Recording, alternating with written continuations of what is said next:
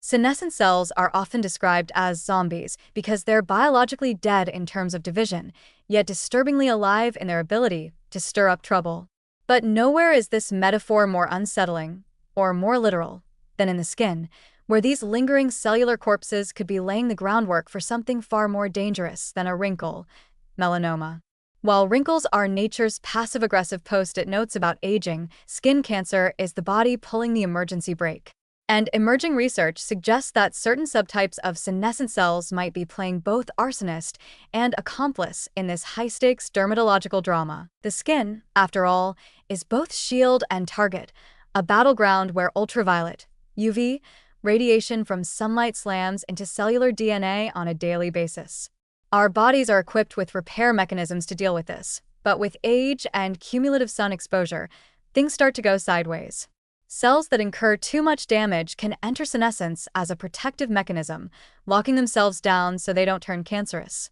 It's a noble sacrifice until they refuse to leave. These UV-damaged senescent cells stick around in the epidermis or dermis, depending on the cell type, and instead of staying silent, they spew out a soup of inflammatory cytokines, growth factors, and proteases, the notorious SASP. This molecular graffiti doesn't just inflame the surrounding tissue, it alters the behavior of nearby melanocytes and immune cells. Now imagine you're a melanocyte, the pigment-producing cell that, when mutated, can morph into a malignant melanoma. You're surrounded by a crowd of UV-burn zombies yelling growth signals, suppressing immune surveillance, and encouraging you to replicate your damaged DNA with a wink and a nudge. It's a recipe for transformation and not the good kind. Even worse, senescent subtypes in the skin aren't monolithic. Some are relatively quiet sentinels, hanging out without doing much harm. Others are full-blown saboteurs, secreting VEGF to stimulate blood vessel growth, a key enabler of tumor progression, or immunosuppressive molecules like IL-10 and TGFSS that hush the immune system when it should be screaming.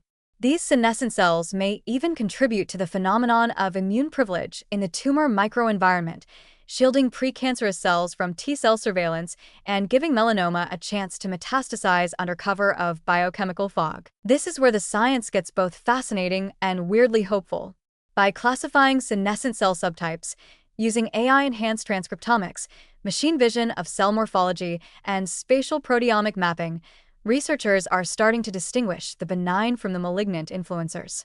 It's like sorting zombies into harmless background extras versus the fast-moving, plot-driving undead. Some senescent fibroblasts seem to create a pro-tumor niche. Others may even try to signal for cleanup and repair.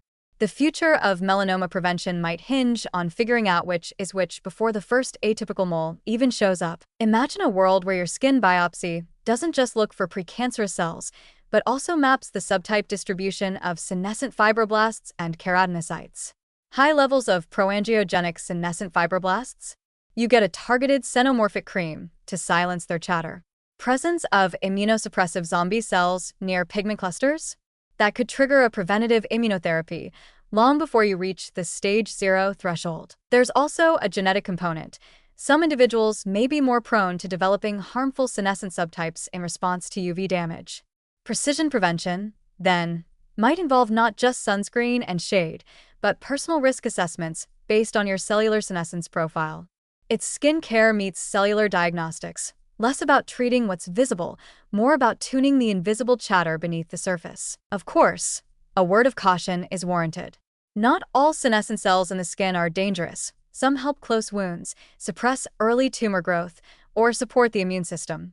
The trick will be in designing interventions that are less like napalm and more like a smart scalpel, selectively removing or silencing the specific subtypes that tilt the skin toward cancer, while preserving or even enhancing the ones that maintain its integrity. So, while the idea that your skin might be crawling with slow-burning zombie cells isn't exactly comforting, it's not a horror story either. Not anymore.